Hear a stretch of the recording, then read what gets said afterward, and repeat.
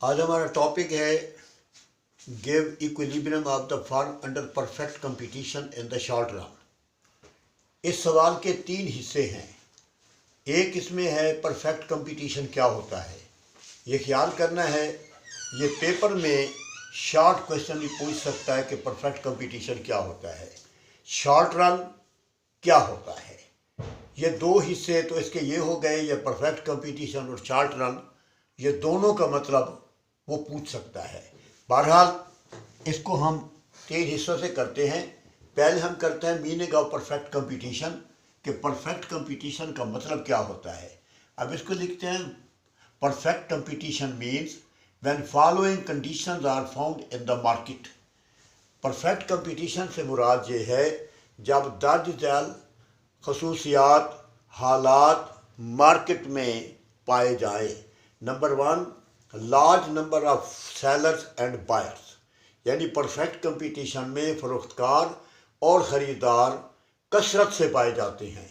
दूसरा है free entry, आज़ादाना दाखला, यानी इसमें परफेक्ट कंपटीशन में कोई आदमी नई दुकान या कोई नया कारोबार करना चाहे वो एंटर हो सकता है, उसके ऊपर पाबंदी नहीं हो सकती। तीसरा है परफेक्ट नॉलेज, जो आदमी शाय ख़रीदने के लिए मार्केट में आए उसको पता होना चाहिए कि इस मार्केट में इस शाय का रेट क्या है।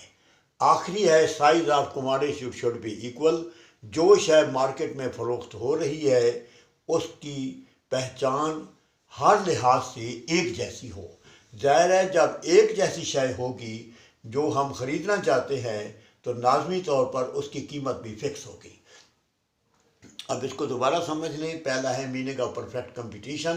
Perfect competition means when following conditions are found in the market, जब दर्ज खसूसियात पाई जाएँ। पहला है large number of sellers and buyers, दूसरा है फ्री एंट्री, तीसरा है परफेक्ट नॉलेज, चौथा है size of commodity should be equal.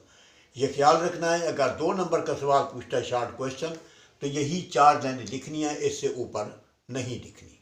ये आपको समझ आ गई है। अब मैं लिखता हूँ कि शॉर्ट रन क्या होता है। What is short run?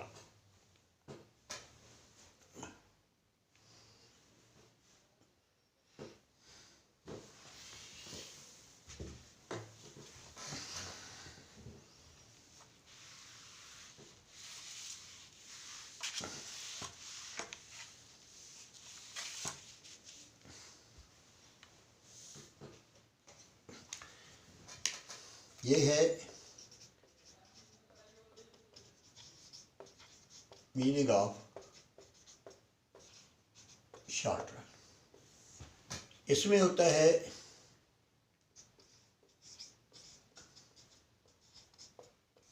Bye short run we mean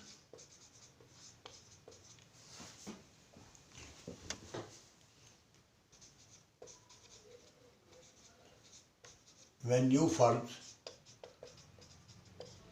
can enter the industry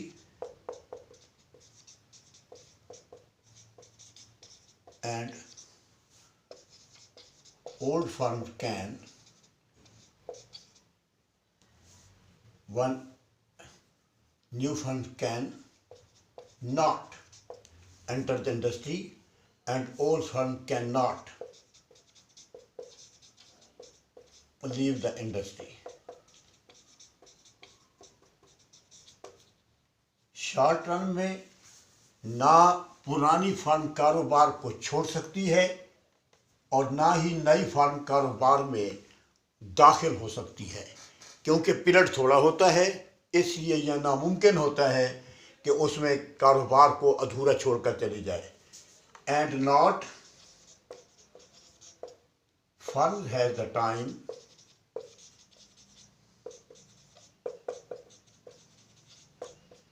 to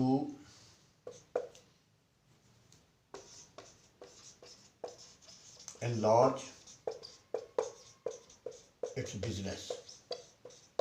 ना ही फर्म के पास इतना वक्त होता है कि कारोबार में तोसी कर सके, क्योंकि शॉर्ट रन होता है, कारोबार के मुतालिक कोई पता नहीं होता।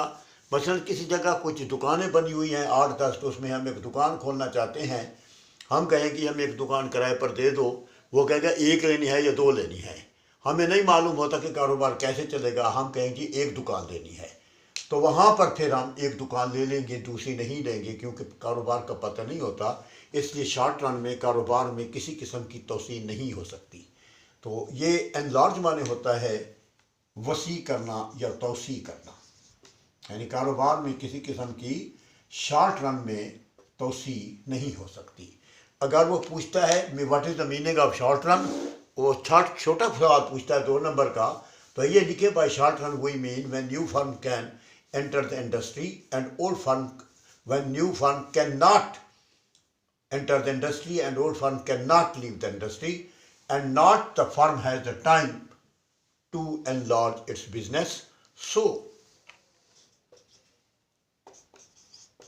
there are 4 kinds of firm,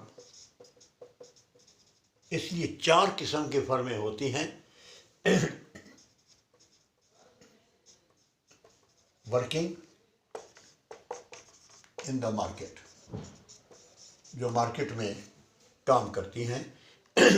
अब इसको दोबारा, ये जो शॉर्ट क्वेश्चन होगा ये so there are 4 kinds of firm नहीं लिखना, इसको यहीं तक ख़त्म कर देना है एनलार्ज इट्स बिजनेस। अगर भूल जाए तो फिर यही लिख दें by short run we mean when new firm can enter the industry and old firm, when new firm can not enter the industry and old firm can not leave the industry. यहीं तक जाए तो number पूरे आ जाएंगे। ये मुकम्मल इसकी तारीफ है। And not firm has a time to enlarge its business, ये यहाँ तक होगा। आगे हम जब बड़ा सवाल करेंगे, so there are 4 kinds of firm working in the market, 4 किस्म की फर्में जो है वो काम करती हैं। अब मैं इसको मिटाकर उस 4 फर्म की मैं इसको वजाहत लिखता हूँ।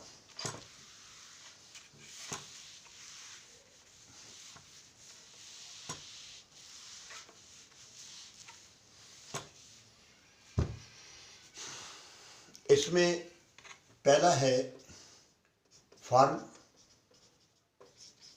अर्निंग एबनॉर्मल प्रॉफिट, वो फर्म जो बहुत ज़्यादा मुनाफा कमाती है। नंबर 2 फर्म अर्निंग, बल्कि एस है, फर्म अर्निंग नॉर्मल प्रॉफिट, जो मामूली मुनाफा कमाती है। तीसरा है फर्म्स फेसिंग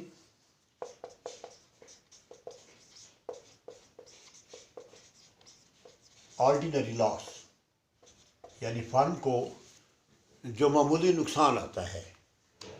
चौथा है फर्म्स फेसिंग एबनॉर्मल लॉस, यानी फर्म को जो बहुत ज़्यादा नुकसान आता है। अब हम सबसे पहले लेते हैं फर्म अर्निंग एबनॉर्मल प्रॉफिट। ये दोबारा समझ लें, 4 किस्म की फर्में होती हैं। पहली फर्म बहुत ज़्यादा मुनाफा कमाती है, दूसरी फर्म मामूली मुनाफा कमाती है, तीसरी फर्म थोड़ा सा नुकसान बर्दाश्त करती है, चौथी फर्म जो होती है बहुत ज़्यादा नुकसान बर्दाश्त करती है। अब हम इनको एक एक करके इसके ऊपर बहस करेंगे। पहले हम करते हैं फर्म अर्निंग एबनॉर्मल प्रॉफिट।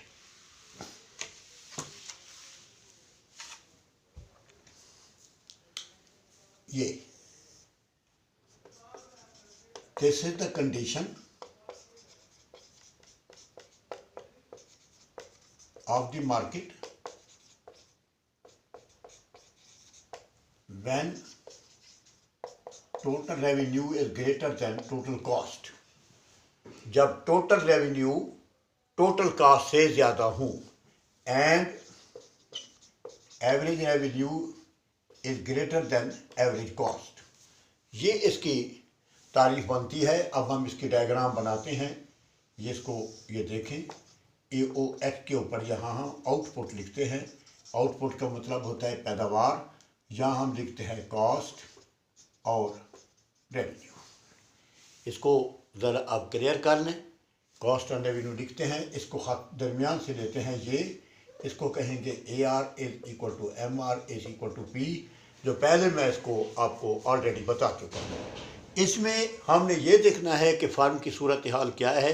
तो इसमें जो AC का ख़त होगा वो इसके नीचे से जाएगा, इसको यूं करना है, ये खत होगा AC का। इसको ज़रा अच्छी तरह देख लें, कहीं ऐसा ना हो कि शक्ल बनाने में फ़र्क पड़ जाए, और MC का खत यूं होगा। अब हमने ये देखना है कि तवाज़न कहाँ है। तवाज़न वहाँ होगा जहाँ MR और MC खत एक दूसरे को कता करेंगे। अब यहाँ पर ये देख लें, ये AR और P पर हम ये उंगली रख रहे हैं, ये MR का खत है, ये MC का खत है, तो ये जगह जो है हम कता करेंगे, ये खत जो यहाँ पर लाएंगे, OQ हमारे पास पैदावार आ जाएगी हमारे पास। अब ये देखें, अब हम देखेंगे AR और पहले MR और MC को देखा था हमने, ये तवाज़ुन नुक्ता E पर निकाला था। अब उसके बाद ये AC है, AC कहते हैं एवरेज कास्ट को। एवरेज कास्ट की लाइन नीचे है और एवरेज रेवेन्यू की लाइन ऊपर है, इसलिए ये हिस्सा जो है, ये जो आपको नज़र आ रहा है E और F के दरमियान, ये इस फर्म का प्रॉफिट होगा।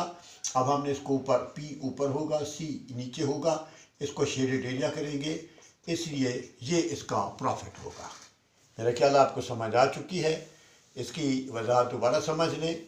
ये ख़त जो है ना इस तरह का बनेगा, और ये तहरीर जो है अब आपको समझ आ चुकी है। इसके आगे मैं इसकी एक्सप्लेनेशन करता हूँ इस डायग्राम की। ये देखिए, मैं ज़रा इसको मिटा कर सामने अपनी जगह बना देता हूँ। यहाँ लिख देते हैं AR = MR = P। अब यहाँ पर मैं इसकी वजाहत लिख रहा हूँ डायग्राम की। ये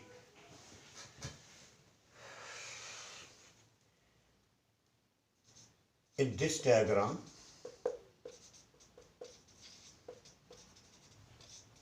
firm is equilibrium at point E। Firm तवाज़ी हालत है नुक्ता E के ऊपर, क्योंकि नुक्ता E वो नुक्ता है जहाँ वेयर MR = MC, जहाँ MR = MC। ये देख लें, ये ख़त जो है MR = MC नुक्ता E के ऊपर, ये देखें, ये MC यूं है और MR ये सीधा है, तो यहाँ पर जहाँ कता करता है, यहाँ MR और MC दोनों बराबर हो जाते हैं। Firm is producing OQ units of output. Firm जो है OQ यूनिट्स ऑफ आउटपुट पैदावार हासिल कर रही है, and charging the price OP, और कीमत जो है OP वसूल कर रही है। Abnormal profit is PECF। अब आपको ये समझ आ गया है। In this diagram firm is equilibrium at price E at point E, POI and P। मैं इसको जरा क्लियर कर देता हूँ। Where MR = MC, firm is producing OQ units of output and charging the price OP, abnormal profit in PECF। ये आपको छोटी सी जहाँ पर एक जगह शेडेड एरिया नज़र आ रहा है, ये इस फर्म का मुनाफा है। अब हम लिखते हैं फर्म। 2 मिनट मैं ज़रा खामोश हो जाता हूँ, आप इसको अच्छी तरह देख लें कि कोई चीज़ जो है कमी बेशी ना रहे, क्योंकि ये जो मैं फर्म सवाल लिखवा रहा हूँ ये पेपर में अक्सर आ जाता है, बल्कि बहुत ज़्यादा आता है। शॉर्ट क्वेश्चन भी पूछता है और बड़ा सवाल भी पूछता है। अब मैं लिख रहा हूँ firm earning only normal profit. ये अब ये दूसरा हिस्सा है, firm earning normal profit. This is the condition of the market when TR is equal to TC and MR is equal to MC, AR is equal to AC। बिल्कुल यही अल्फाज रहेंगे जिसमें हम ग्रेटर के निशान लगाकर उसको मसावी के निशान लगा दें। अब मैं इसकी वजाहत, जो इसकी डायग्राम को दोबारा बनाता हूँ, ये क्लियर कर देते हैं इसको।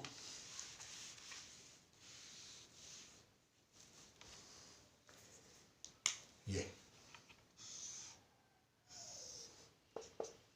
ये आउटपुट होगी और ये कॉस्ट होगा और रेवेन्यू होगा।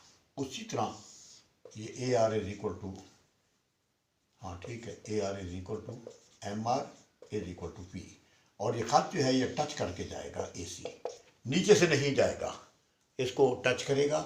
ये हम इसको एम सी ले लेंगे, ये नुक्ता तवाज़ुन जहाँ होगा ओ क्यू हमारे पास पैदावार होगी, ये नुक्ता ई होगा और पी हमारे पास ये होगा। इसके अलावा दूसरी कार्रवाई नहीं होगी। ये आप देख रहे हैं, ये इसको यूँ करके सिर्फ खत को टच करना है और इसमें प्रॉफिट ज़ाहिर नहीं होता। अब इसी तरह जो अल्फाज लिखे हुए हैं इसमें तब्दीली यही होगी। In this diagram firm is equilibrium at point E where M R is equal to M C, firm is producing O Q units of output and charging the price O P. आप इसको लिखेंगे इतना, normal profit is 0। लफ्ज़ मैंने क्योंकि ऐसे तरीके से बनाए हैं कि हमें मेहनत ज़्यादा ना करनी पड़े।